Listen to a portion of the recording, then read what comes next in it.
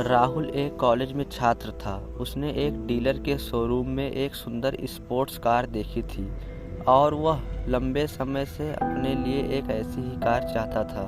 राहुल जानता था कि उसके माता पिता इसे खरीदने के लिए सक्षम हैं, इसलिए उसने उन्हें बताया कि उसे ये कार अपने ग्रेजुएशन कंप्लीट होने पर गिफ्ट के रूप में दे।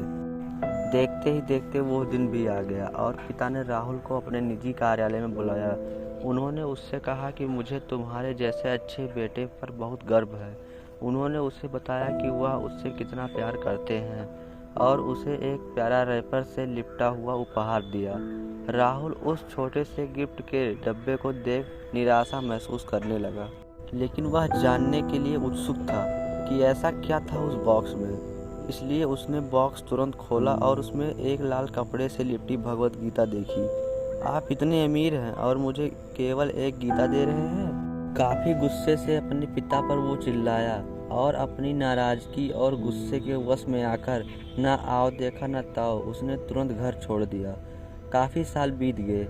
राहुल अब एक सफल व्यवसायी बन गया था। वह अपने जीवन में खुश था। उसकी शादी हो चुकी थी और उसके 2 बच्चे थे। उसका परिवार एक सुंदर घर में रहता था, लेकिन उसके पिता के साथ टूटे रिश्तों के कारण उसकी आत्मा अभी भी आहट थी। राहुल अपने पिता का घर छोड़ने के बाद कभी उनसे नहीं मिला था।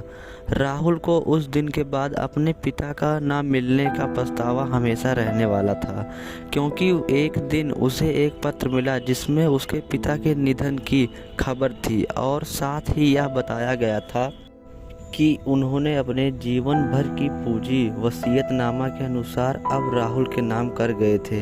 अपने पिता की सारी संपत्ति विरासत में मिली तब राहुल अपने पिता के घर पहुंचा और कुछ महत्वपूर्ण कागज की तलाश करने लगा और गलती से उसे वही भगवत गीता का उपहार लिपटा हुआ मिला, जिसे देख उसे फिर उसी उदासी का एहसास हुआ।